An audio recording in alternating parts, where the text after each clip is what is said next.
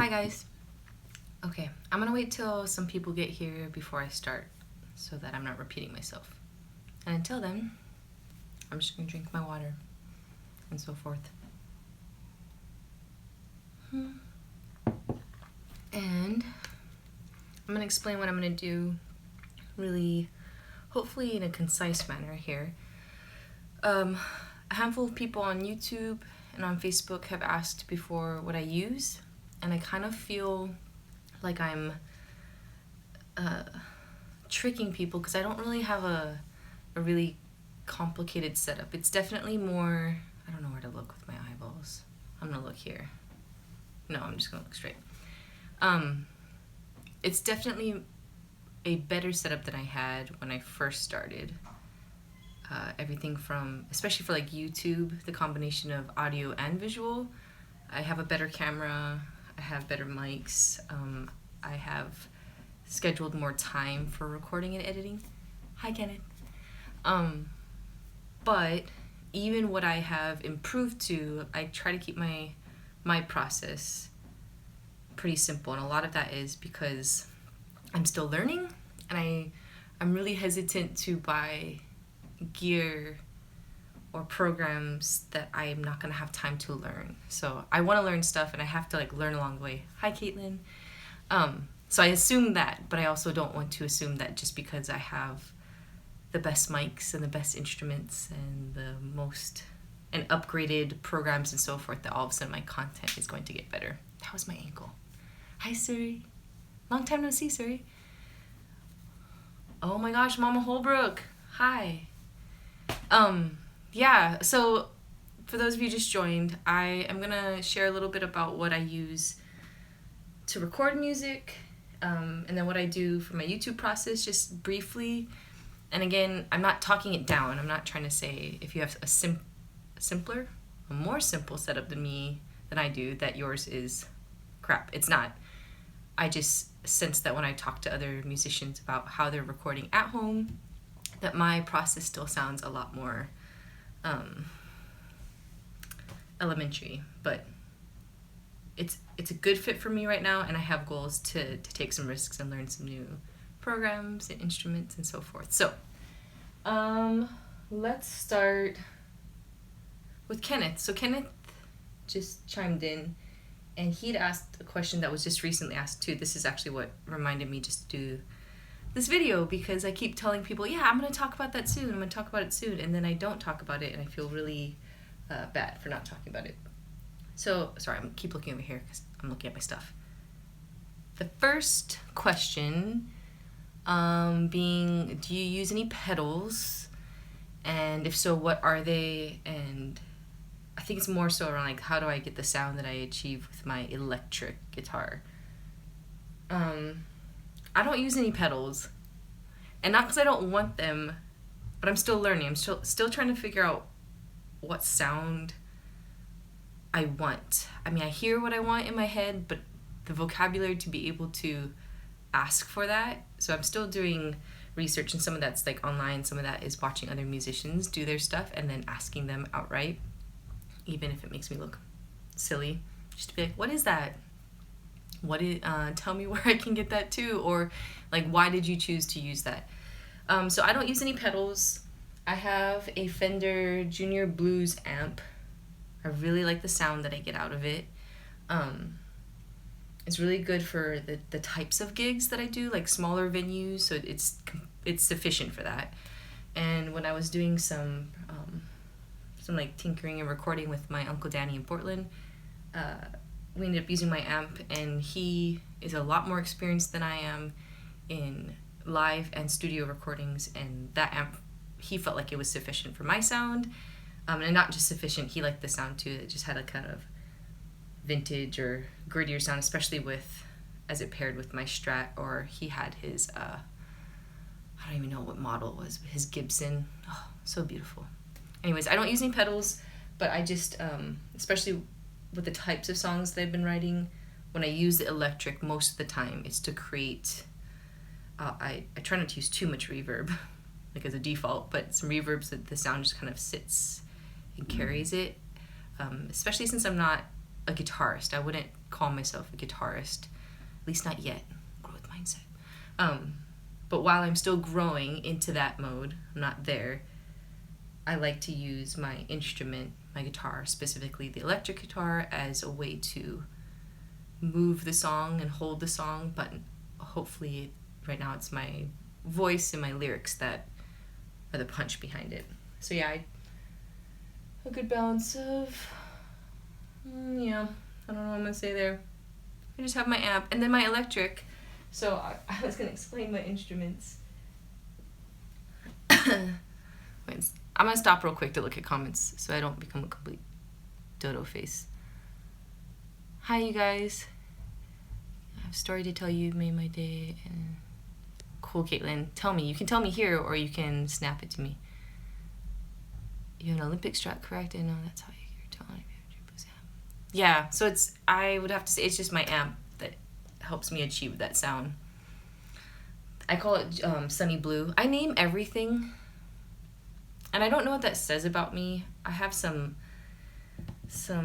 suspicions of what that says about me, but I don't mind it.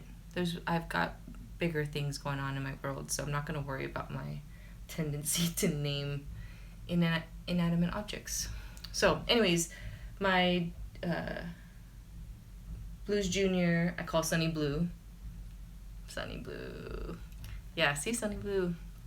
And yes, I do need to do another song in Spanish. I actually was just talking to some of my students who called me out on it. Not in a mean way at all. They just, in the hallway, were like, Walker, when is there your next song in Spanish? Because I've been telling them for a year. And it has been a goal, like a written goal on my wall, my planning wall. But you know those things that are scary and that might demand that you grow a little bit? How it's just really easy to backburner them when things get busy or challenging. So again, that was my ankle popping. My goal is to not backburner that. Yeah. And to learn another song in Spanish well enough to feel confident to post it on YouTube. Anyways, this is Bear, and it's a Fender Stratocaster, and it's a Mexican model. So my Strat is Mexican. I'm proud of it. Bear's Mexican. I love you, Bear. And this was actually a big leap for me because the last time I played an electric guitar was in like middle school, early high school, when Leo and I, my brother, were dead set on starting bands, and I thought it was way cooler to play this, or the electric, than it was. I've had than to play the acoustic guitar. The acoustic guitar, I was like, I mean, that's such a high school mindset that it was less cool. But I didn't know how to, other than like the bar chords I was playing and the music we were playing, it was kind of suitable. But then the songs I started writing, they were more suitable on my acoustic because I hadn't really figured out sound-wise what I wanted to achieve. So I'm tinkering, I'm exploring, I'm learning. I'm going to keep defaulting to that. Everything that I'm sharing right now, it's my process. So it's definitely has grown since I first started. Not just started playing, recording songs and putting them on YouTube, but it has grown and changed significantly since when I first started tinkering on the guitar in middle school. Here, pause real quick and look at the comments. Yes, out of my comfort zone. It's starting to look like I have no excuses not to take some of these risks and learn these songs in Spanish.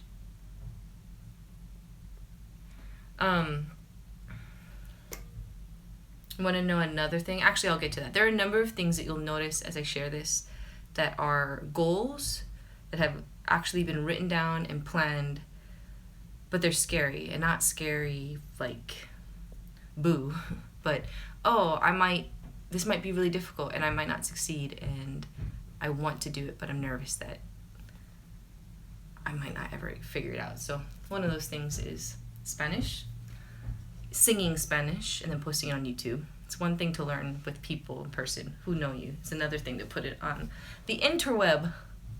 Judgment galore. Okay, so bye to Bear.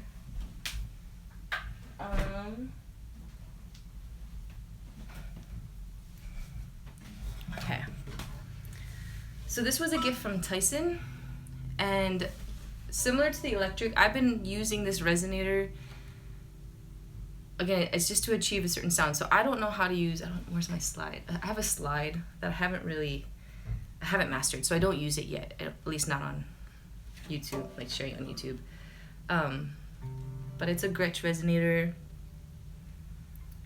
If you're like hacking on it like an acoustic guitar, it would be pretty, it just gets a little noisy because that sound is meant for a different type of playing. So I try to use it more if I'm just doing like picking and things like that. And if I am going to strum, I don't like if the whole song is strumming because it just starts to sound noisy and lose its sense of like, what's the word? I don't have the word. Everything can start to feel like mush if you're hacking on the resonator. But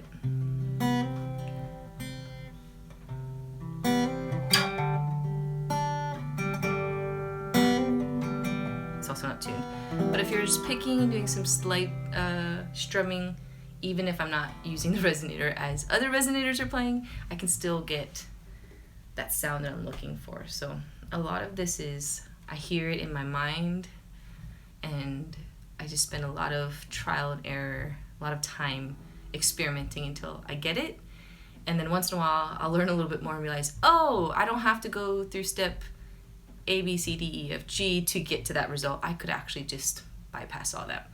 So that's fun. It's fun when you realize that there are not just life hacks, but there's systems to this. There's a way of learning it where you don't have to find tricks. There's actually an order to things. But yeah, this is Ryan Adams. Not Bryan Adams, Ryan Adams. And if you don't know who Ryan Adams is, go check him out. Also, if you can hear that dribbling, it's because Tyson's downstairs dribbling his basketball. So that is why.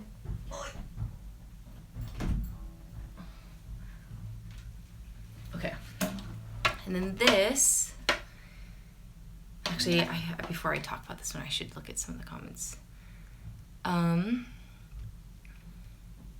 Kaylin, I'm gonna pause real quick and I'm gonna read some comments. I gotta get out of my comfort zone.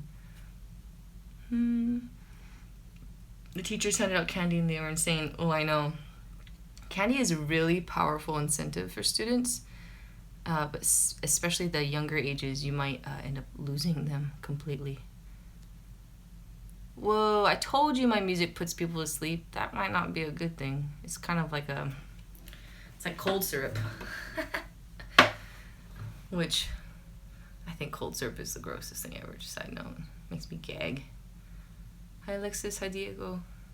The only way you fail is not to try. I agree. And it's funny because all these things that I genuinely preach to my students, and not just to my students, but that I talk about in my relationships and my family with Tyson, that there are good risks. I mean, not every risk is a good risk, but these, like, the learning process to go from the unknown to the known is really uncomfortable, but it is so good. It's so precious, and I can't imagine having not grown.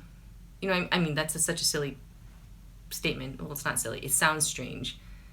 But to avoid growth, I mean, that's just, we're done then, right? So I say that all the time, and then I come home and I spend my time where I'm not working and teaching, trying to hone my songwriting, train my voice, learn my instrument better, try to learn other instruments, try to learn programs for recording, both audio and visual.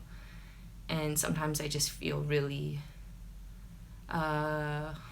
incapable, and just worried that I'm not gonna learn it fast enough. But that usually gets in the way of me ever just sitting down learning it. So yeah, you can cripple yourself by this fear. Stupid thing. Hi Carlos and Caitlin. I'm really I'm glad that my music can be cough syrup. Like peaceful. Yeah, cough syrup to children that might sound inappropriate. So not cough syrup, but I'm glad that it's peaceful. That makes my heart really happy. Thanks for letting me know that. Yoda Holbrook. My favorite guitar of mine, just because I am a sucker for history and connection, it would have to be this one. I've been playing my electric more so, and the Gretsch is just kind of a precious gift, an abundance, but this one's been with me the longest. Actually, there was one before this. There were a couple before this, but they were borrowed and or really not great instruments, but they did what they needed to do for the time being. So this is Nazareth. Nazareth is a Martin acoustic guitar, and someone had asked the model. It's an OM21. I just hit a mic, the neck, head. So this precious little bean has been with me since high school, and before that I'd either borrow my dad's guitar, which is also a Martin that's been passed down in the family. And his guitar is pretty beat up, but it's got a beautiful sound, and he still plays it, which I'm really grateful for. I understand that there's a point when the history of an instrument that it might just need to be put up on a wall and admired. But it almost feels like that takes away from what it was meant to do. And so his Martin, he was really generous when we were younger and let us use it often, even though we didn't really understand the value of it and sometimes mistreated it. So I would use his, and then my Auntie June, I think I cleaned and detailed her car one day, and she said that she had heard that I was playing the guitar. I'm like, yeah, I just use my dad's, but I split it with my brother and my other siblings all the time, like time to use it. And I don't know if she just loaned it to me or gave it to me. I don't know if I bought it from her, but she gave me this jumbo acoustic, and the action was really bad. Like, it was really hard to play chords. And I remember I was really into like bar chords. Like, I really wanted a band. I like made up all these imaginary bands in my head while I had like a solo career. And I played that through my senior year, talent shows, for recordings for my family, for those little cassette tapes I used to make for my best friend, all that. And then when I graduated, a family friend, Michael and Linda Toy, they're from the mainland, and they were visiting Maui, and they took our family out. They were, their family was very blessed financially, and they were really generous with us, and they would invite us over to their vacation spot out in Waia'u. So we would truck over from our side of the island to go be with them. And I remember one evening we were all swimming in their pool, and they brought us up for dinner, and it was right about the time that I was graduating high school, and Michael had a handful of instruments, so all of us he'd let us all play his instruments. My dad was playing his Martin, and we were just playing in the living room, jamming, singing. And they gave me this guy, and I was like, you should try this one. So I started playing. I'm like, this is a really beautiful guitar. It's a really good guitar. He's like, I know, I thought so. And then I noticed that on the pick guard, scratch guard, like there's that film on it when you first get it, the new one. And I looked at him like, oh gosh, I'm sorry, this is new. Like, I can play a different one. And he's like, yeah, I usually like to let the owner take that thing off. And I'm like, okay, cool. He's like, so you should take it off. You should take the film off. And then I just cried. I don't think I actually got it. I'm sure that reaction time, it was a really long, awkward pause of like, are you saying you want your guitar back? Do you want me to take it off? That's weird. What if the owner gets irritated? Dubbo, I was the owner. So this was my graduation gift, and it was a beautiful investment, and I'm really grateful for it. And I've tried to make sure that I keep that in mind through college, like letting people use it, because I've had to borrow other people's instruments a ton in their gear, because there's just no resources. There are no resources for me to pull from. And especially as I started teaching, trying to be generous with it too. So I mean, like, I still am protective of it. I don't let students hammer on it or like, hit it against walls. That would be stupid. But the goal was just to let the instrument do what it was meant to do. And that was to make music. All right, so Nazareth has got many years. There's actually, I don't know if you can tell, see a little hole. My crazy long fingers when I strum, all these years of of scratching. I've just scratched it away slowly but surely. And I haven't got it repaired, but the last time I took it in to have it looked at, the guy, he was so random. Wally's Music in Oregon City, if anyone's been there, he's just looking at it with his glasses, and he stops and he reaches in his pocket and he takes out some walnuts, which I was like, dude, how long have those been in your pocket? It's weird. And then he starts rubbing them on there, and he's like, you could just use walnut oil to protect it, which was really cool. Cool, Mr. Wally's Music Man. Okay, pause. Let's look at some comments.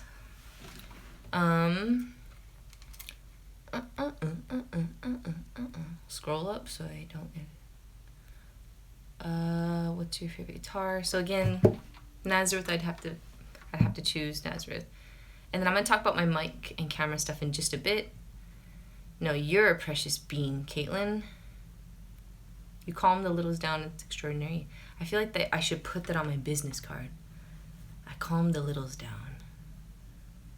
But then I feel like I'm gonna be hired instead of like some of the venues and gigs I want to get hired for. I'm gonna end up coming into like preschools, which would be beautiful. Maybe not my end goal, but beautiful. Well, Carlos, thank you for listening. It'd be weird if I was just talking to myself, but I do that all the time, so it wouldn't be that weird.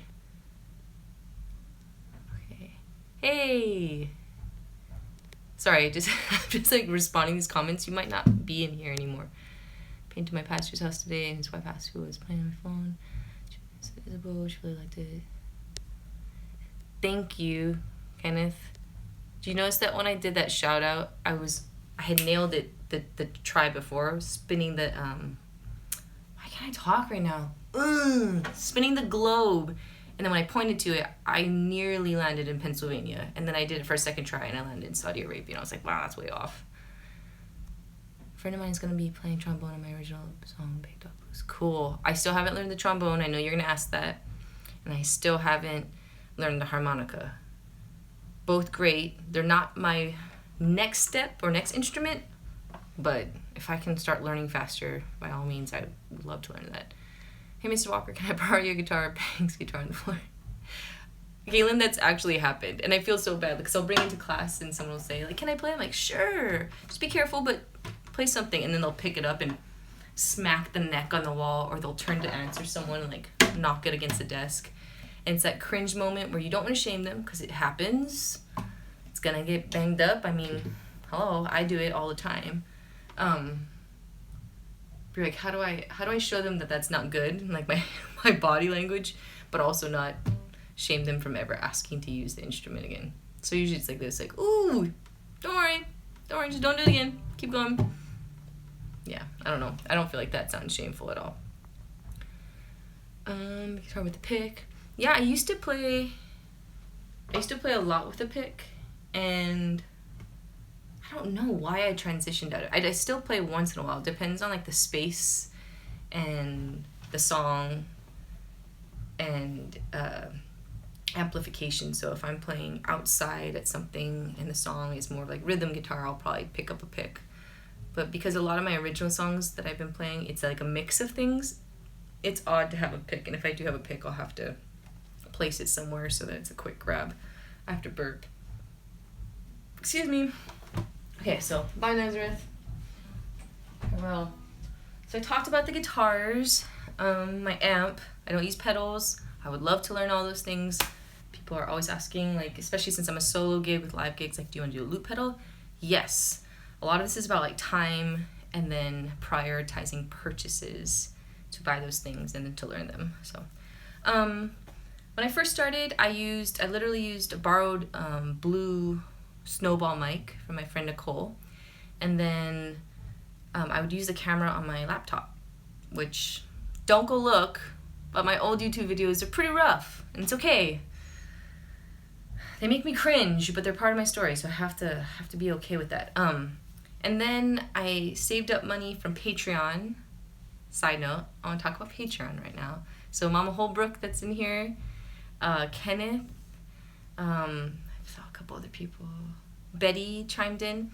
A few of these people followed me over to the weird world of Patreon, and it's basically like YouTube and Kickstarter made out and then had a baby, because that's how you make babies. That's what I tell the children. Just kidding. Anyways, Patreon's just a way you can support artists. I mean, there's really, really big name artists on there. And then there's me. And I'm on there too. But when I launched my Patreon like 3 or 4 years ago, maybe longer. I should probably check that. And I had a small group of people who took a risk on me and started supporting the videos that I was putting out weekly. And then I would portion it out and save a little bit for like taxes and a little bit for investing in gear, and then other stuff. What was the other stuff? Well, pretty much that was it. Yeah. And so then I went and bought myself a camera. And a lot of these things I chose, I would look at artists that were doing similar things, and then for YouTube, look at YouTube artists that were doing similar things and try to figure out how I could make those steps in a way where I wouldn't buy something and it's completely like yesteryear's gear, but also not to like try to step all the in between steps and try to get the best gear and have fancy stuff but really poor content and be broke. So this is my camera. I don't know if it's gonna focus. And make sure it's a DSLR, so I have the video capability, but also the ability, I know it seems strange, but to put it on my tripod and have it facing me. Since it's me, I've had enough videos where it's out of focus, or it's off balance, or I'm not actually in the shot. So if you're doing videos of just you playing, it's probably a good idea that you see what the camera's picking up. Again, if you hear the dribbling, it's a basketball. I won't apologize for that because basketball is awesome. So that's my camera. I have a couple tripods. I mean, I have the tripod that I use if it's like in a room setting, the typical one. And then I have this shorter portable one that my phone's on. This is on my phone right now. And I use that. I've been using that a lot more because it's just easier at a desk, like the space that I have set up. It's easier to put the tripod on the desk and then work here instead of like shooting at weird angles. But yeah, that's it. Let's look at some comments. Also, my ear just started ringing. That was weird.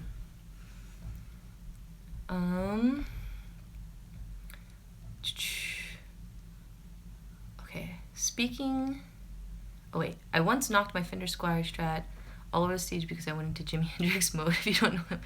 Yes, see, I think that's what my daydreams were. And not because I necessarily even want to or am creating music like that, but it just seemed... To watch a band enjoy their music, enjoy each other on stage, it's really... intriguing is not the right word. It just makes you want to... I feel like a lot of people might watch that and be entertained, and I'm like, I want to jam with you guys. I don't know if I have the skill set at all for this, but I want in. Like, I'm having a hard time just watching this. I want to play. Like, you know, like when you go to pick up games for basketball and you go, I got next game. That was really hard for me growing up because I just whisper it and be like, I got next game. And then I would never play. I'd have to wait like an hour before I got to play. But for concerts, it's like this weird, I'm enjoying every part of it, but it also makes my heart ache because I would just love to sing with them and back them up, or like headbang and throw the guitar around and then be like, oh, not that one, I love my guitar. I care about it too much to crack it on the ground. Man, tangents, I'm sorry. Speaking of littles, little Matt has been a horrible, horrible favorite husband, fussies and music baby. Somebody's calm down. His mom has decided that you're gonna go to... I wonder if okay, so side note. No, I can't tell. Sorry, I'm about to launch something and no, I'm not gonna talk about... Sorry, that wasn't strategic. I'm not trying to create demand. I just realized I probably shouldn't talk about it yet. But what you're talking about, Caitlin, gave me an idea. So eventually, when I share what I was about to almost share, which I shouldn't share, remind me to give you credit for an idea that I think I'm going to add to the launch. That was really vague and on purpose. I know, now it looks like I was teasing you. That was a really accidental tease. The other day I scrolled down to the very first video and it was amazing. Oh my gosh, are you talking about... Okay, so the very first video, I know where I'm at. I'm in our old apartment.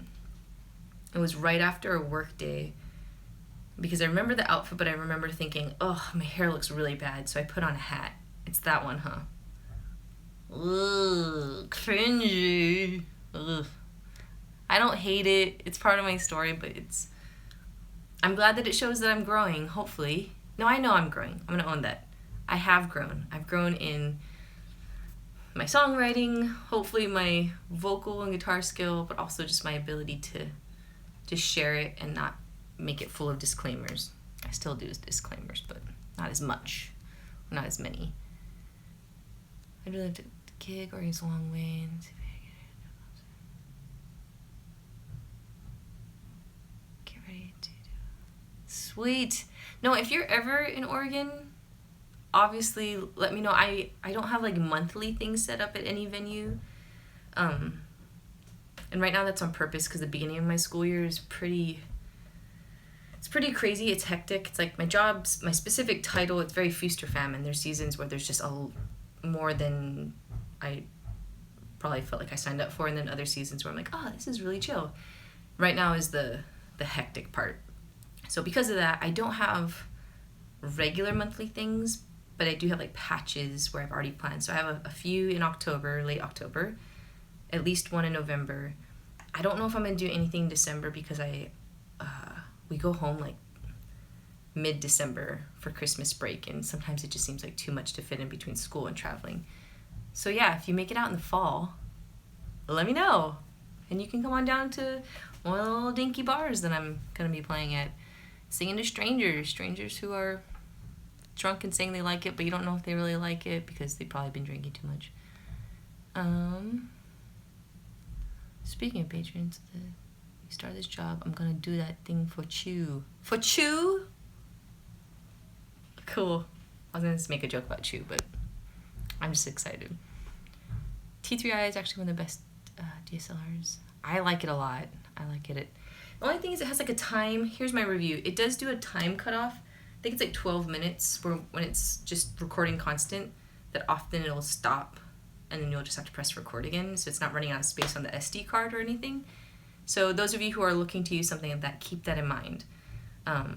That's another reason why I would have the screen flip towards you, so that when you see it shut off, that you don't continue with your song or anything like that. Stop and redo it. Because, let me vent. How many times I'll come home from work, I'll try to like make myself presentable for the YouTube world, mainly because you're going to put it on the internet forever. And usually that just means like trying to make this part of me look half decent, and I'll put on sweats or something like that. I'll set everything up, I'll learn the song, and then I'll start playing it, and inevitably it's always that time where I'm like, that was it. That was my best take, and I'll be pleased with the guitar, I'll be pleased with the vocals of it. I'll feel like I didn't do anything too weird when I was playing, like I wasn't scrunching my eyes or hunched over too much, or I don't know, or at the end of the song I didn't like start laughing. That's a bad habit of mine. Like, end the song, and instead of letting it just play out, I'll chuckle, or I'll be like, woo, make a dumb sound. So back to the story. You'll get through that and you'll be like, that was it. Yes. And you're thinking, I can move on now to the editing process of the audio and the video. And you look up and the camera is off. Mwah. Makes you want to punch someone in the throat. But there's no one to punch because it's just your fault. So you just got to punch yourself in the throat. So usually Tyson, he doesn't laugh at me. Also, I just said Tyson. That's when Tyson will come in and check, like, you okay? Because he can hear me yelling things in here. You know, like, certain words when you get angry. But it's just me in here. I'm not yelling at anyone. I'm just at the walls and the ceiling and just, stupid Bo. So if you do get a camera like that or something, you have to be mindful that some of them have like a capacity that they record into, and then they stop, and then you have to press record again. Yep. Let's look at some comments. What are some thoughts on Tom Petty passing away? So here what's strange, I was listening to the radio on the way to work, and I was listening to an interview. I turned it on OPB, and I couldn't figure out who the voice was. Honestly, it sounded like, I don't know what the name of the actor is, but there's a specific actor that I'm thinking of. He's in a crime, like, comedy show with Deborah Messing. She's a lady with red hair that was on Will and Grace. Anyways, the guy who plays her ex-husband that show, it's a very distinctive voice to me. In that interview, I thought it was him, and he kept making references to his beginnings and watching people like rock out, like what made you want to be a musician or think that you could have a band. I'm like, this guy had a band? That's crazy. And then something clicked, and I realized this is Tom Petty. That's weird. Why are they replaying this? Because they said something like, this is from 2006. And then they closed it out, and they're like, yeah, we were just playing pieces back of our interview with him because he passed away today at like age 66 or something, cardiac arrest. And I'm like, holy poop. I think I would have been listening to that interview differently had I known.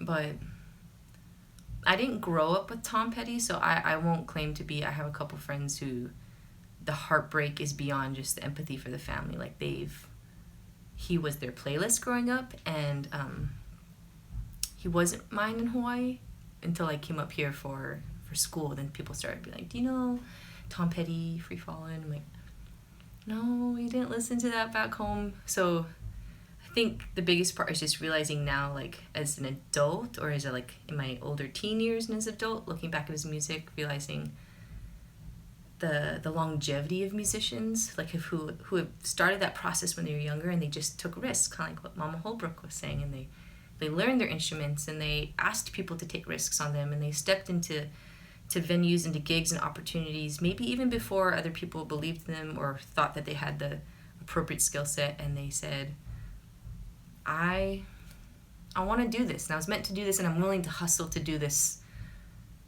well, and to make a sound that I believe in. Because he was talking about some of the commentary and people about his earlier albums and feedback from like what people thought from the transition to different albums, and what I kept hearing was that they just wanted to make the music that they felt like they could make. And when people had critique, it was like, yeah, but it's got to be something that we like too, and that the people that we appreciate, those voices, that they are affirming it,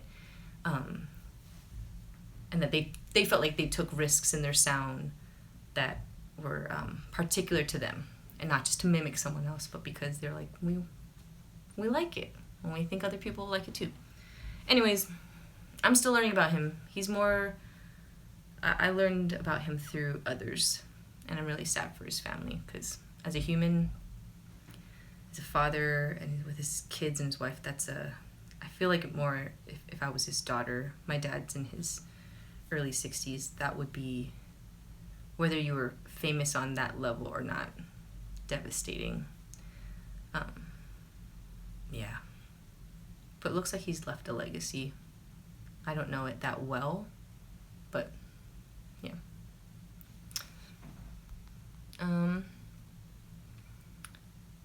Mother Trucker. Hi from Chile.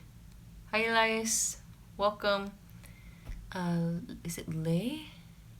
I found your music through another YouTuber who used to use as background music for a montage. Have you found stuff that like that happens often?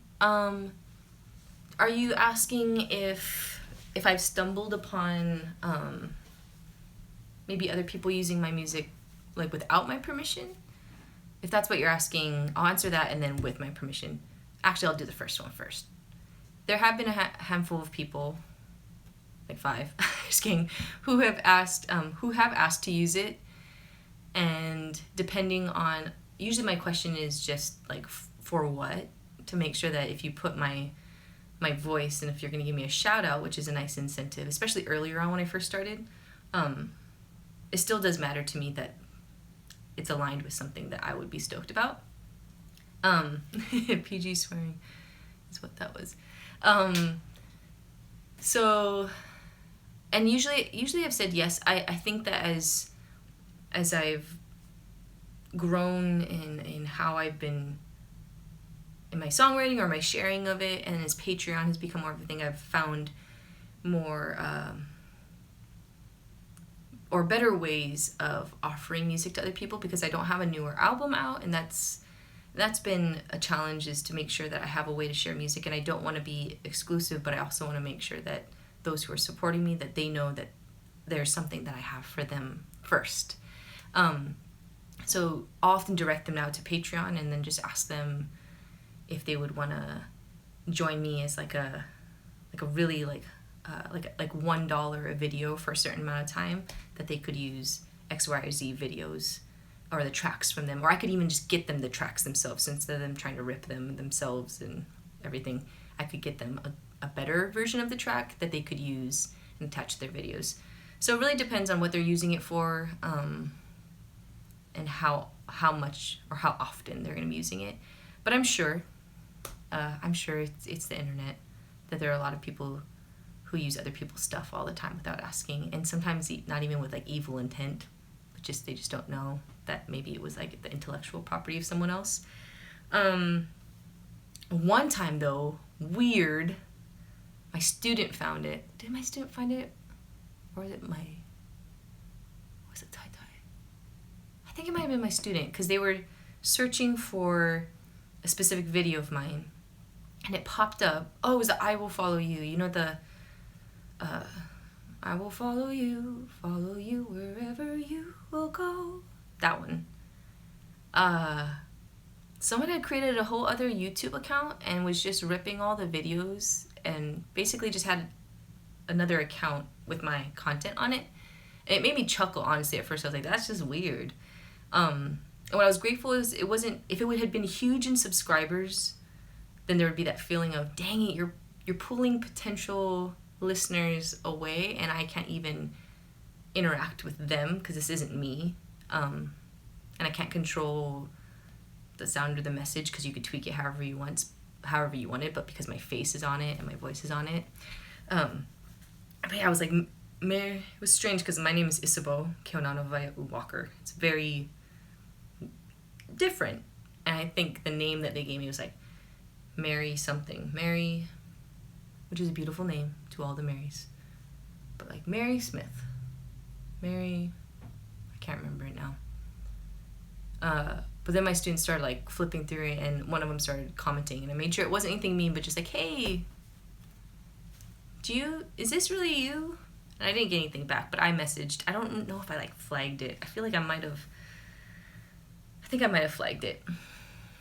And I don't even remember how I did that, because I don't do that often. The trolls who know how to flag and to troll and to comment, just like, they're really fluent with that. But I don't usually watch or spend much time on channels if I don't like them. I just leave them. But that one, I watched it and was like, holy crap, this is all my stuff. That's really weird. Why are you doing this? Yeah. Unless there was like a friend trying to be really kind and like, I don't know. I feel like if it had been a friend or someone who was in support, that maybe they would have contacted me and be like, hey, do you think this is the best way to expand your audience? And then I might go, you know what? I have a few other ways if you want to collaborate with me. But I don't think it's that.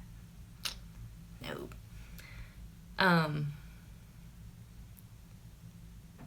Caitlin, yeah, if you have a music question, if you feel like if it's personal, you can message it to me.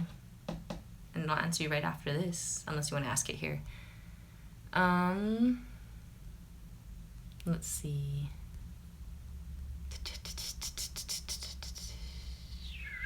Okay, so a couple things. What do I use for recording? So this is what I meant by simple. For my audio tracks that I share or record that I don't plan on putting on YouTube, and for my YouTube stuff, I just use GarageBand. And for my editing, for the video, I use iMovie. And this is where I'm going to ask for your feedback.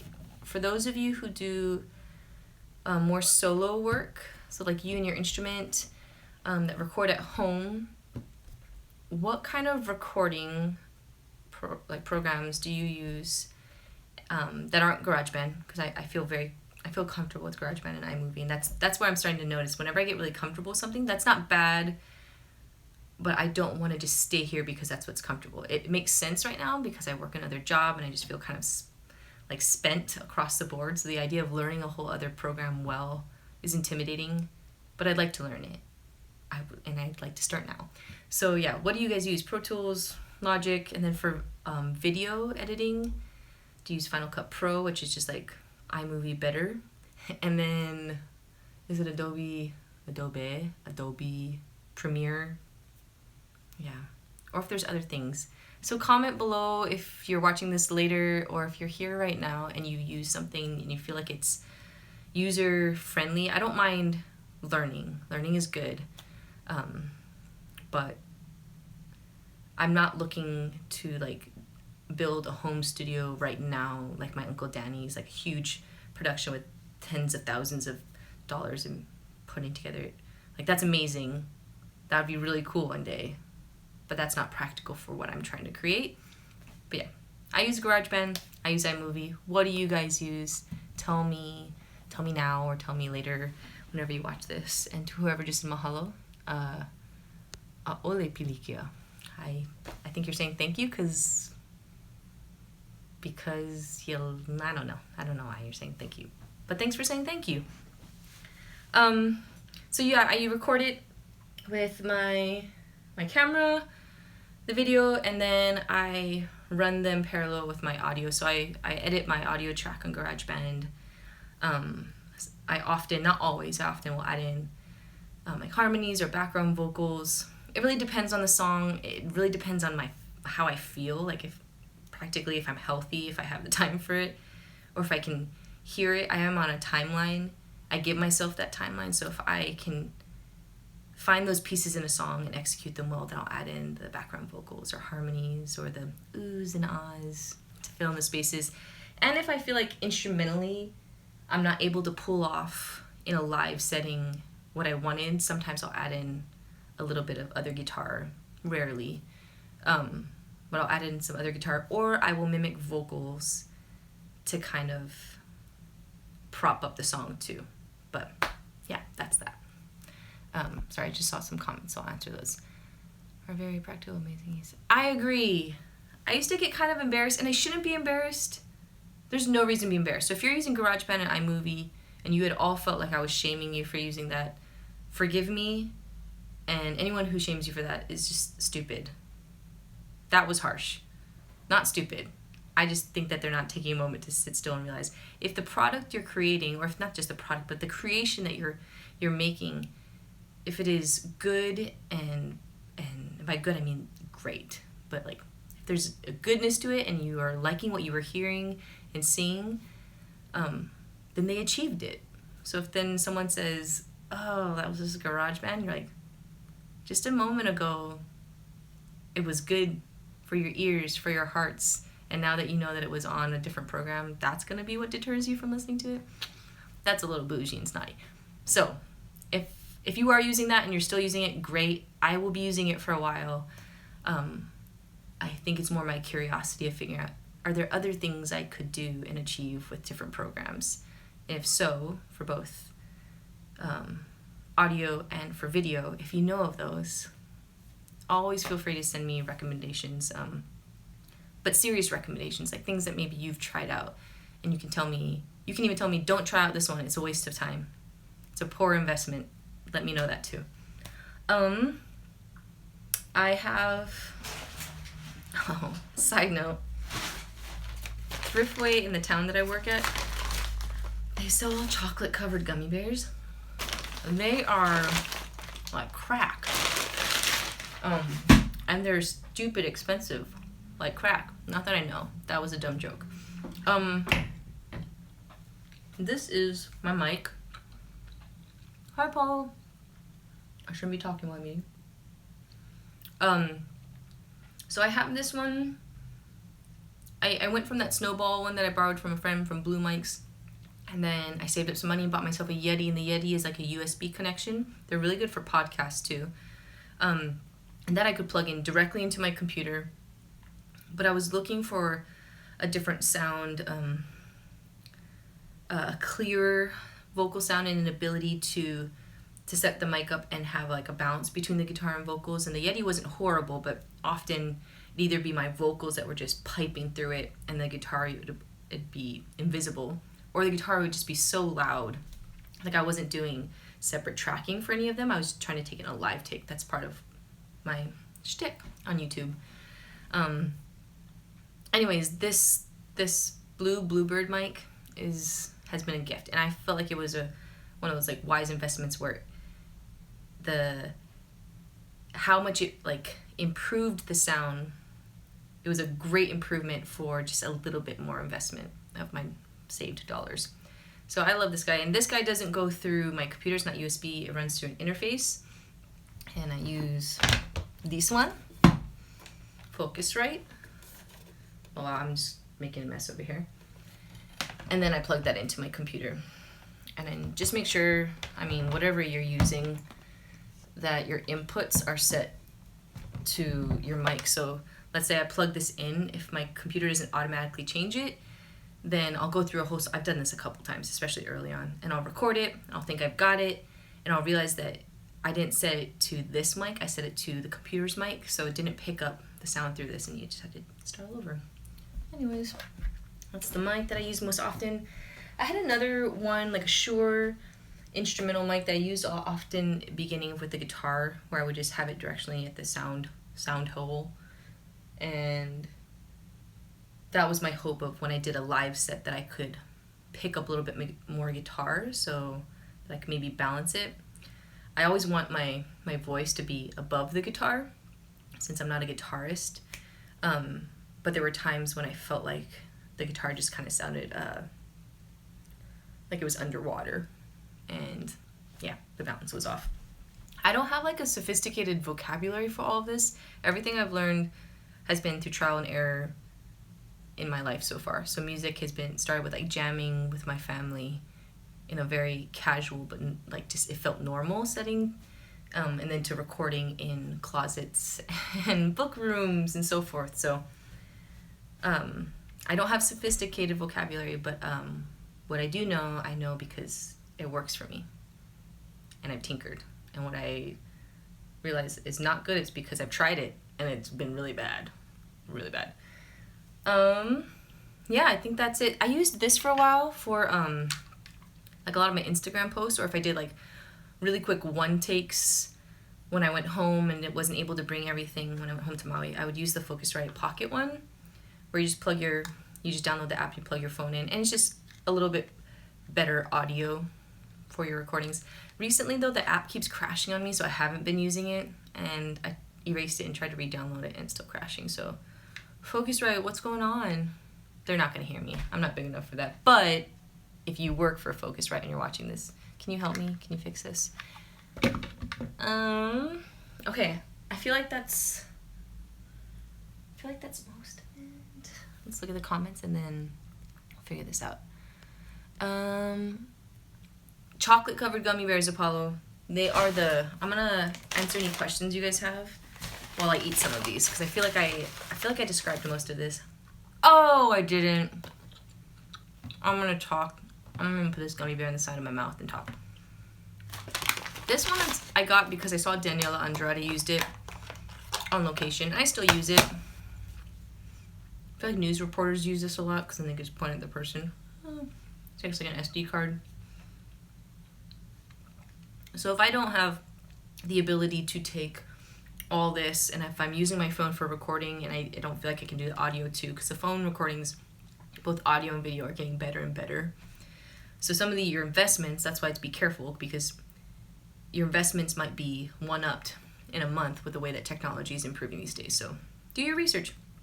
But this is still great. It's just, I'm sure it'll be obsolete soon. But I'll take this home to Maui and I'll just position it. And it's actually a really great sound. I remember Jillian and I did a Christmas carol in a Christmas tree lot. And obviously I couldn't bring my stuff in there. That's just odd. But we had this on a little mini hand tripod, and she held it while we played, and it was great. It was hard to isolate the sound of the rain falling with our voices, but it did a trick.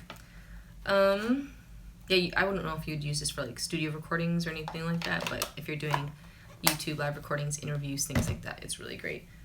And these are my headphones. I bought these for Tyson years and years and years ago. They just started falling apart. They're Sony.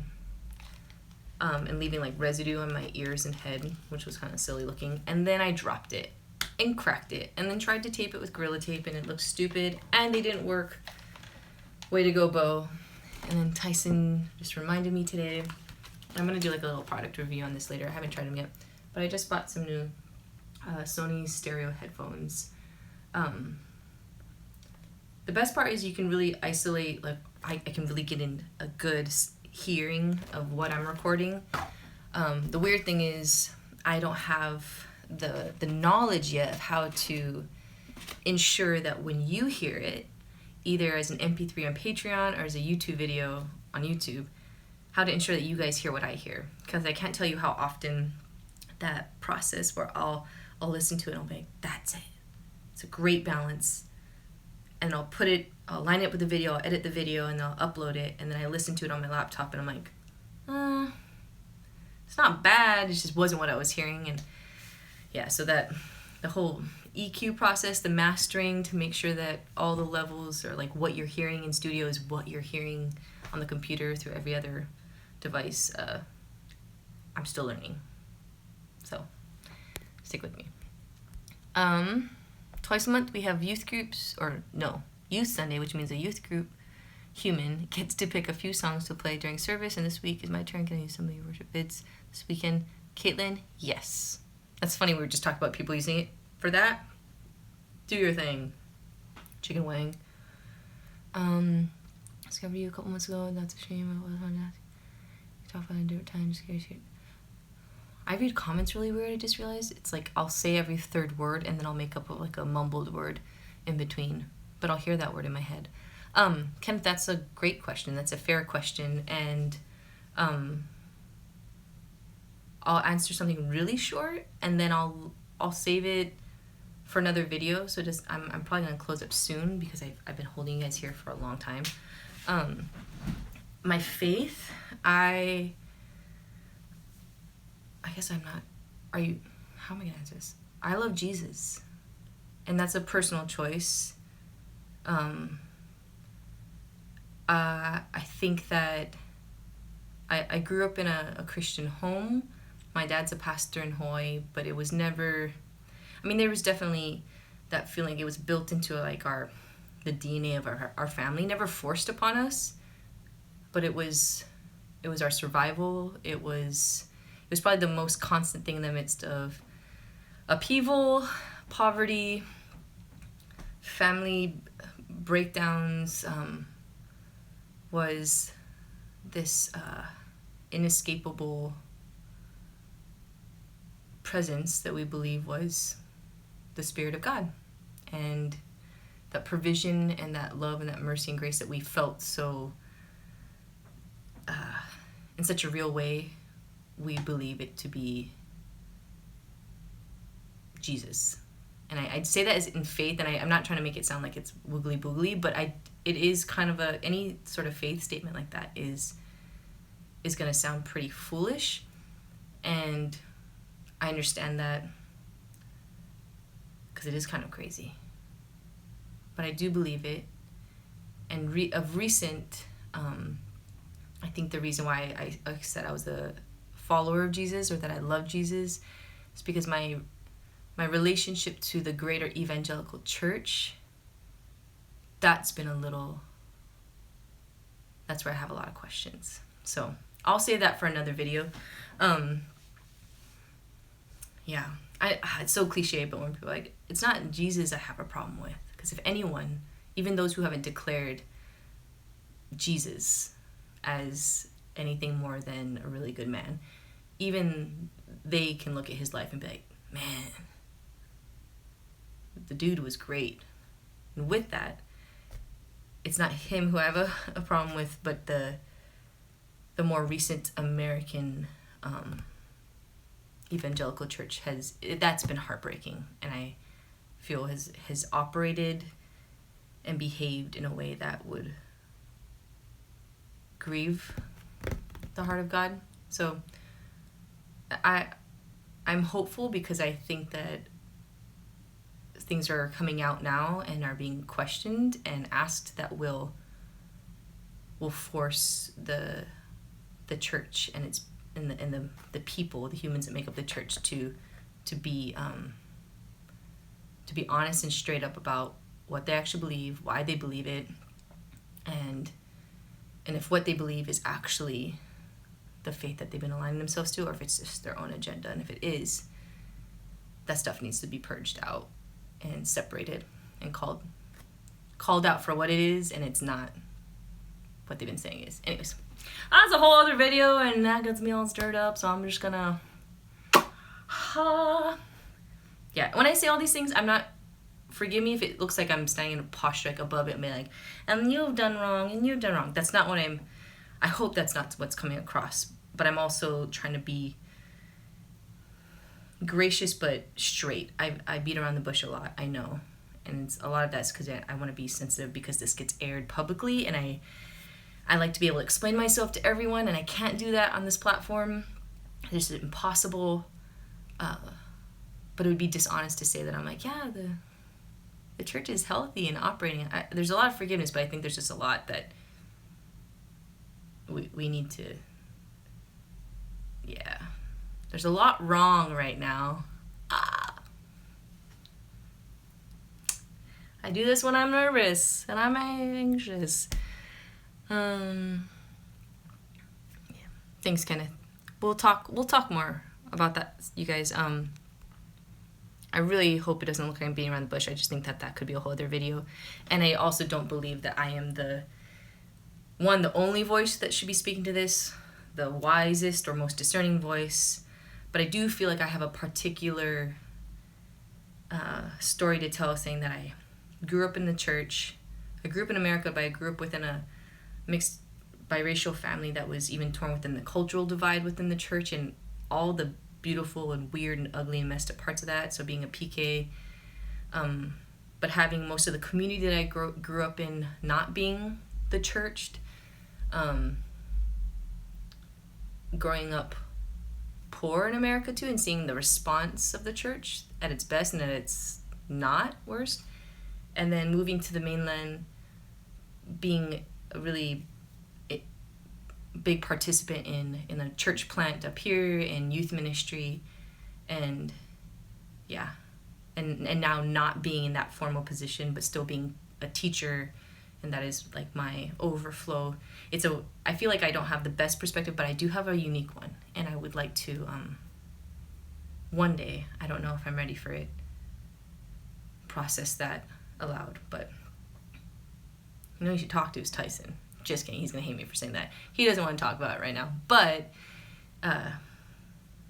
he's a wise man too. He's really weighed these things out and sought and pursued and waited and prayed about it. So yeah, I'm gonna stop talking. That could go on forever. Blah. Yeah, Caitlin, it'll happen. I don't know if I feel like I have a concise story yet. There might be some explicatives, so I need to check my heart and maybe get some counsel from Tyson and my parents. And I calendar for the porch chat right here. Yes, Mama Holbrook. Let's do it. Maybe we can discuss it here. Yeah. No, I that's why I said I'm not in like formal ministry, in the sense of like when people are like, hey, Isabel, you still doing ministry? And I know what they're asking is, am I still a youth minister with Tyson at that specific location? So my answer is no. But I haven't stopped seeking or asking questions. But our the way it's been living itself out has felt real right now, for lack of better words, organic, and I feel like I get to go after. That sounds creepy. I get to be with and do life with, and conversations with a lot of the students that would never maybe show up at some of those formally grouped events. So yeah, it's continued. It's definitely been rebranded, but it's continued. Hi, Rocio, welcome. So yeah, for those of you who just joined, I was talking a little bit about my faith background. It's complicated, but it isn't. In some ways, it can just be answered in the way that I did, but it's complicated in that how it fleshes itself out, and how the other people who identify in the same way I am how that fleshes itself out, that there's some differences there. But I'll maybe I'll share something more organized and concise. I don't know if that'll be a video. It'll probably be like a live stream if that ever happens. But if you have questions for me personally, feel free to ask, and I'll answer honestly. Whatever I share with you, I'll answer honestly. You might not get all of it, but whatever I share will be true to who I am and what's appropriate to our relationship. I don't know. I'm not sure what you're going to ask. But, hi, Matthew. Good night, Kenneth. Oh, my gosh. Go to bed. You probably have work tomorrow morning. So, yeah, Rocio, we'll talk more about this in the future. Do you think using scripture in your second is a good thing or blasphemous? The Killers use section Matthew on those new songs. Oh, man. These are big questions. And how do you feel about people in the church always asking you to join a worship group in the church and ignore your songwriting? Oh, that's funny too. Yeah. Scripture and songs. I don't think that I wouldn't say just to use it is blasphemous. Again, I'm speaking for myself right now, and maybe I need to check myself later. So if so, I will. Yeah, I don't know if it's either or, maybe how it's used, like with the rest of the content of the song, or what the purpose of the song is. Like if they're trying to what's the word, call something out or challenge it. I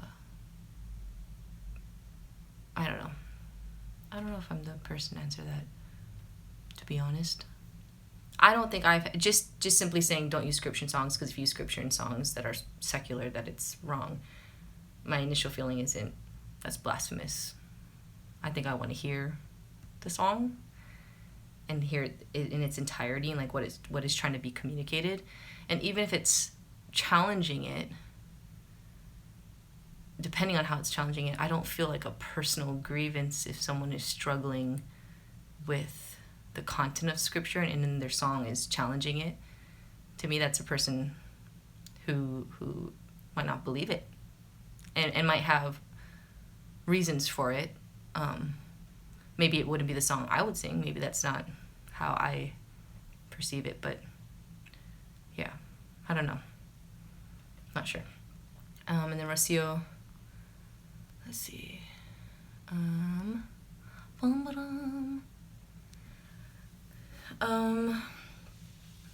Yeah, my family has always been, it's felt like it's in the family's DNA to play and make music. So I never felt like my parents especially were trying to divert me away from my own writing to do songs that were more for like the greater congregation in church.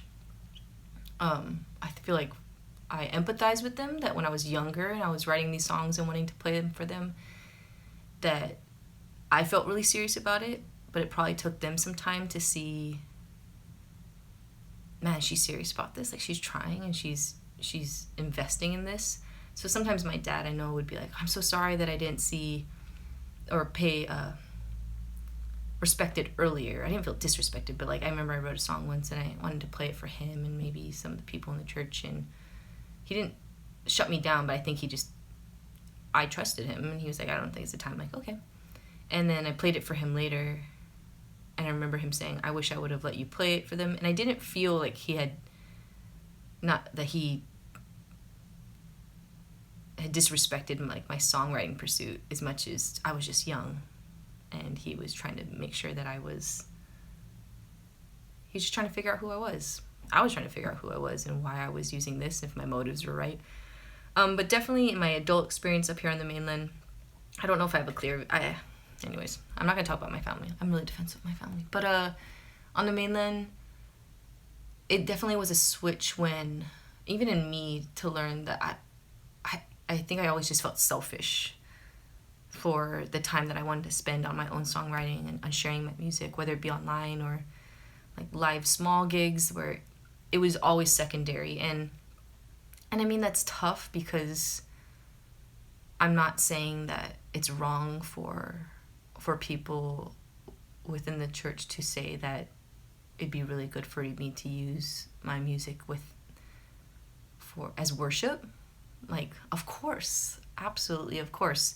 But there definitely was verbal and nonverbal cues that, and even the way I was like scheduled, that was priority, and it was odd.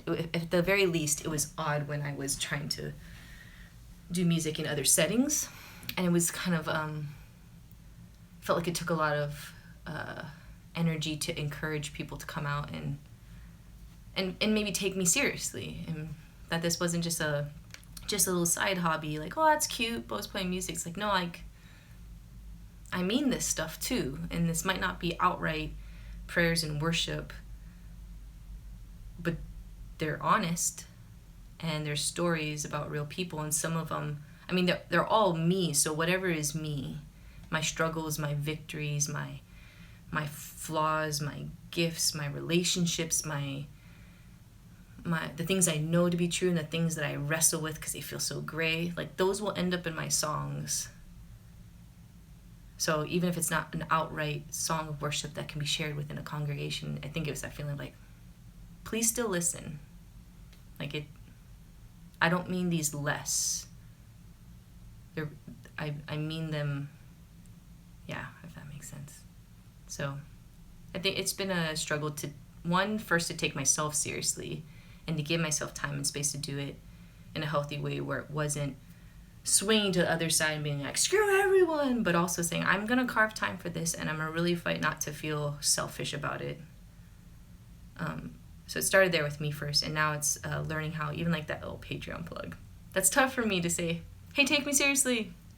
I'm trying, I'm growing, hopefully, actually, no, I'm working on this, so I'm growing. And yeah, and I'd love for you guys to stick around. So I had to start there, and now I feel like it's the process of telling others, especially the ones who've known me for a long time in various capacities, like, yeah, I'm a teacher, and I play music. Yes, I'm a daughter, and I'm a musician. But yeah. I don't know how many of these questions I'm actually answering. I hope I'm answering them. And if I listen back to this and I just regret everything, I'll put this video as unlisted, and then no one will have to watch it. Let's see, the song's called Calling. Oh my gosh, my voice. Caitlin, I'll definitely share more. I'd love to let you guys in on I like to storytell. I also just get really insecure that I'm so long-winded that I will lose you guys. So if I attempt to keep things brief, because it never ends up being brief, it's me saying, I don't want to kill you with lengthy words, but we will talk about this in the future, for sure. People look it up, that would be good. Yeah, I can check out the song. I don't mean to defer, I just don't know if I'm the best one to make that call, but I have some people I really trust. I'll talk to them, tell you what they say. Ayana, you're more articulate than you think. Well, thank you. I actually was just thinking about this. No, someone called me out on it. I was talking about how in the different worlds between teaching and music, how it's strange how awkward I get with music performance when all day I stand in front of students and work with colleagues and communicate with them, like listen, speak, small groups, larger settings. And it's not all great. I still feel incredibly awkward in those places too, and I do and say things all the time where I walk out of like the staff room and go, oh, why did I do that? Why did I make that sound? Or why did I do this in the hallway? Like, what the frick, Bo? You don't have to do that. So my awkwardness permeates all aspects of my life. However, growing up, communication was very important to my dad and to my mom, but especially to my father. Verbal communication, saying what you mean, say it the first time, and consider all different angles and perspectives, which is very helpful. It also probably probably makes me manic when I'm communicating because I'm hearing all the different perspectives and voices, and before you know it, I just don't have one clear message. I am all over the place.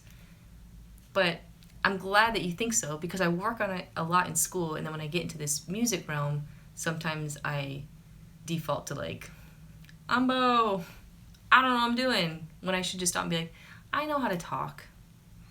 I can speak for myself. You know what you're doing, Bo. Just keep at it and don't be too weird. I think most of the time it's just weird because there's no one in this room with me right now. I'm just looking at my camera. That's pretty weird. And I can see myself right now. Like, I'm looking at myself and thinking, your face looks really different from that side to this side. Yep. Weird things to get distracted by.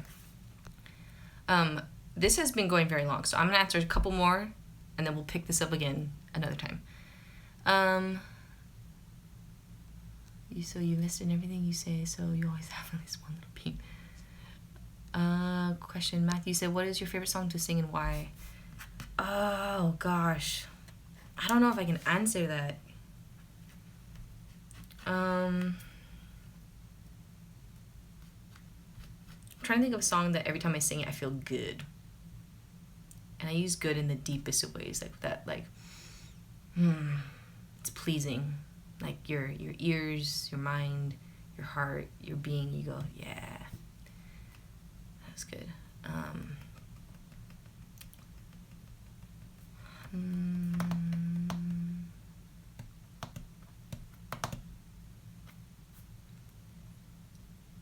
One of them, this feels random.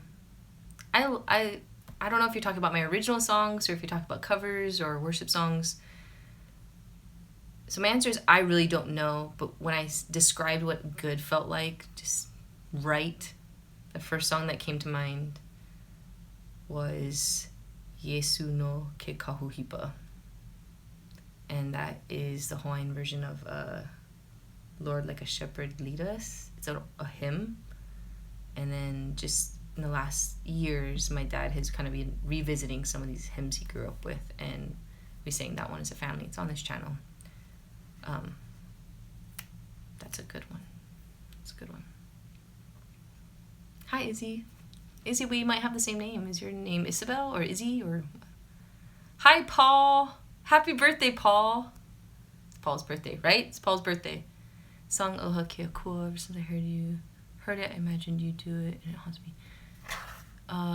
Caitlin, is that the one by, what's that artist? I feel like you guys mentioned this to me on You Now once. It's Isabella. Oh, Izzy, I love your name. I often get called Isabel or Isabella, but my name is Isabel. Who would have thought? It's a little different.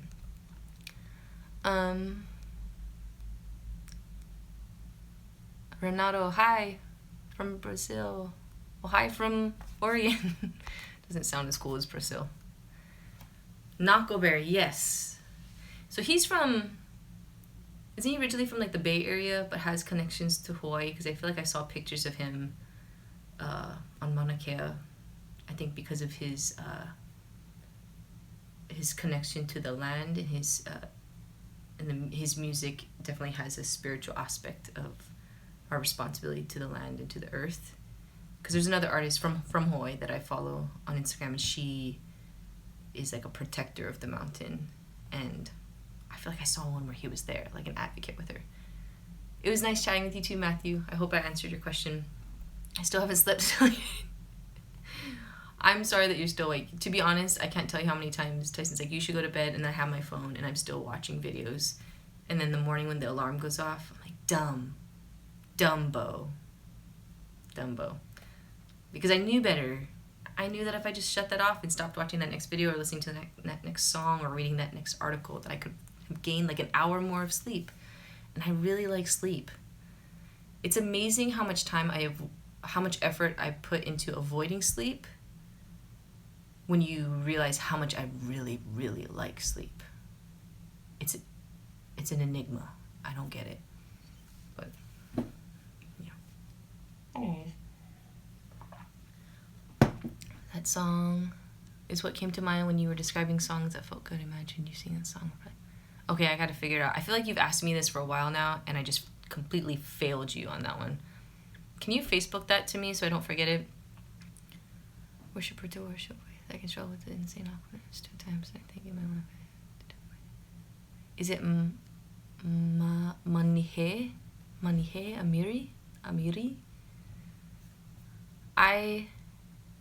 I'm grateful that you can worship alongside. I feel like if that's not what's happening specifically with the worship songs, then I should just stop posting them. Because the idea of just saying, hey, watch me, that feels odd, especially with worship songs. What's it called? But you asked something. Oh, the awkwardness.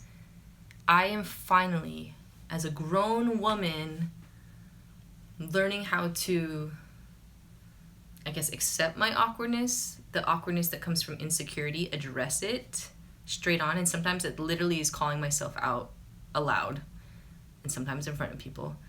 And then the awkwardness that doesn't come from insecurity, but just the quirkiness and really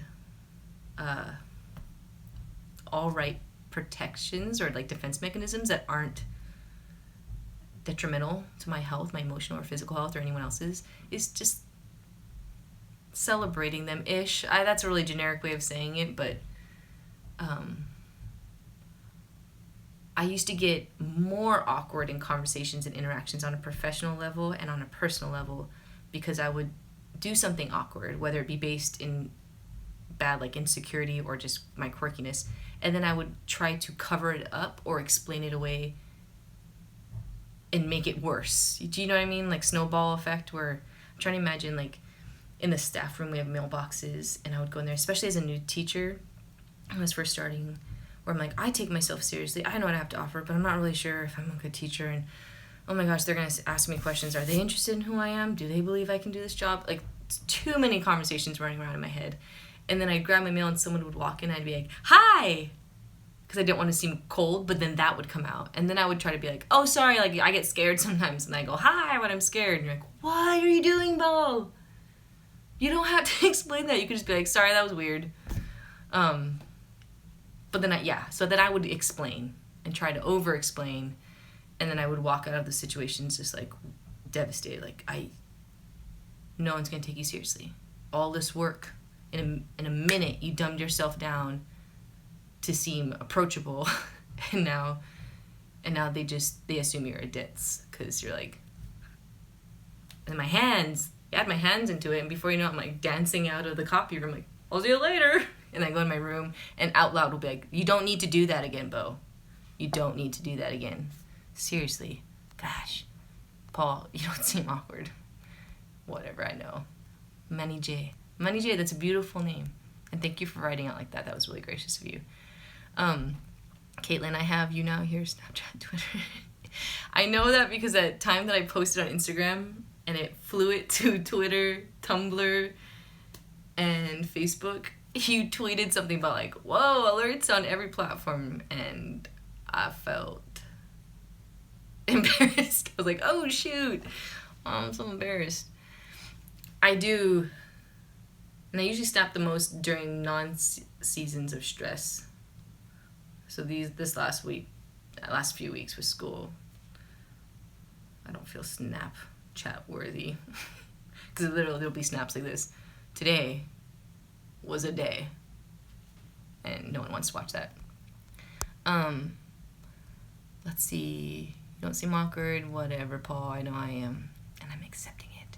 Also, I have been washing my hair more often. And by more often, that doesn't mean every day. Curly hair, my type of hair, you don't wash it every day. But I have been washing it more often. Mainly because the weather was warmer and I couldn't wear my beanies all the time, especially during the school year. No one's told me I can't wear a beanie to work, so I've snuck it in a couple times, but I don't want to make it a norm. It doesn't seem very professional, especially if the reason why you're wearing it is to hide your hair because your hair is really bad and greasy, because inevitably you're going to have that student, like I have freshmen that I love dearly, but will run up to me and be like, and grab your beanie off. Like the last football game, I wore a beanie and it was never on my head. Because it just, okay, mine is also, it's an orange beanie, so that also probably draws attention. But it gets yanked off your head. So if your hair is gross, you have to be ready for your gross, matted down hair to be seen by everyone. And it gets pretty gross. Yes, Paul. We know. I have your notifications for everything. My phone will buzz. Oh my gosh. So like when I like something on Twitter or anything, do you get notifications for that? I'm so sorry. No, right? No. I mean, I'll watch that. Ben, what are you responding to? Sorry, I'm looking at the comments right now, you guys. I'm trying to make sure I don't say something weird. Auto request, could you zoom out a bit on your guitar? Just so your fretting hand is visible, always looking to learn and enjoy your playing. Oh, Esteban. Hi, I missed that. Yeah, one of my patrons, she's asked that too, and that's just a bad habit. Usually it's because my setup, like right now my phone is on the tripod that I use on my desk. So if I'm recording in this setting or even on the desk out in the living room, usually it's just the spacing that I have. But I will try to do my best to get more of the fretboard in there. That's a legitimate request. A lot of it is just it hasn't worked with my space and with my camera, but I will be mindful of that.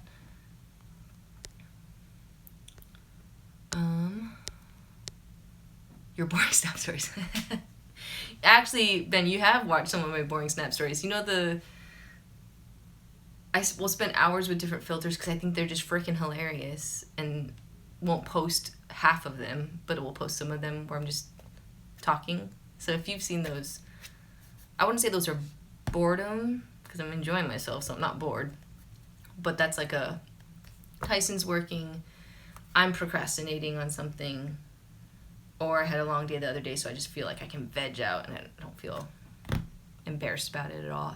And I'll just laugh at myself. Like literally laugh at myself. I hate that I think I'm so funny on Snapchat, and I'm not at all. I'm very familiar. Mama Holbrook.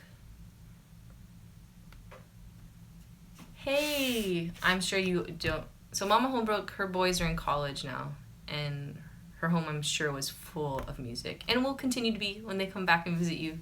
But I'm glad that the YouTube videos can fill that space, that void. Mama Holbrook, I am playing at the end of October, so this is good. This will help me close it out. Okay, first of all, if you live in Canby or near Canby, you should go to Thriftway and buy yourself some chocolate-covered gummy bears. Beware, they're expensive.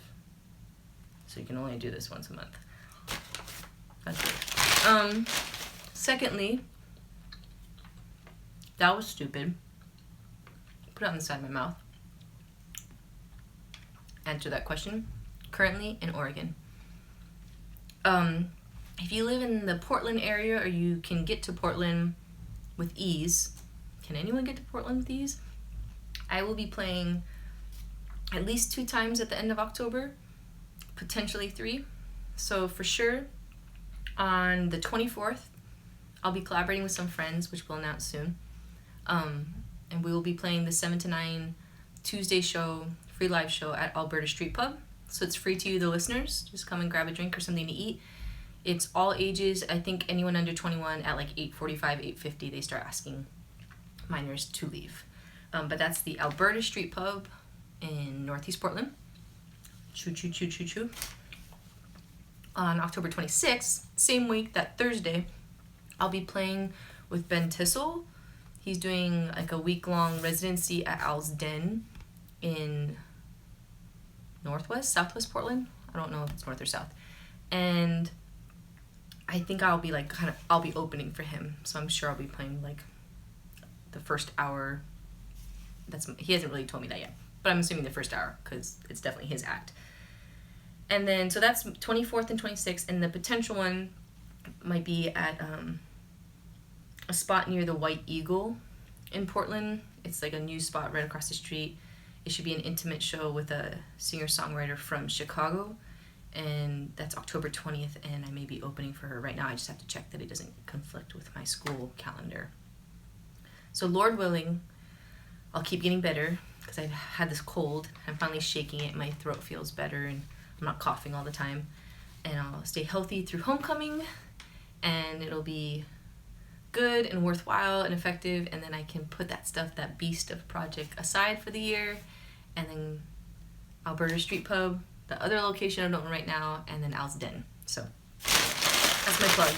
And the last one is, if you've seen Betty, Kenneth, or Mama Holbrook on here, they're patrons with me on Patreon. So if you're interested in supporting not just like continual covers on YouTube, but my original music and my ability to invest bits and pieces in better gear to get you better sounding material, or if you'd like access to MP3s or weird Bobo shirts and stuff like that, come find me on Patreon. That would be awesome. And I'm gonna stop talking or plugging for myself because now I'm getting weird. 40-hour drive. I'm from an island. 40 hours in the car feels like death. You just have to plan it. Like, you'd have to start now and make sure that you could stop every 20 minutes to pee and get a fun snack. I mean, for me, I'm like, do that and I'll drive forever because it'll just feel like a fun little road trip. I think 40 hours just straight might kill my brain. So those of you who want to drive for 40 plus hours, get started now. And then that way you can like break it up, have fun, and then I'll see you on the 24th and on the 26th. And we can hang out in between sets. My wife and I have been trying to do this for a while. Thank you. Thank you, Anthony. Tell your lovely lady thank you too. I appreciate you guys listening. That means a lot. Okay, I'm gonna go. I've said this like every 10 minutes or so. Every 20 minutes, Paul. You're insane, no man. I know. Okay, you guys. I really will go this time. Good night. Good night. I'm notorious for saying good night and then keeping on with these conversations. I'll talk to you later. Bye.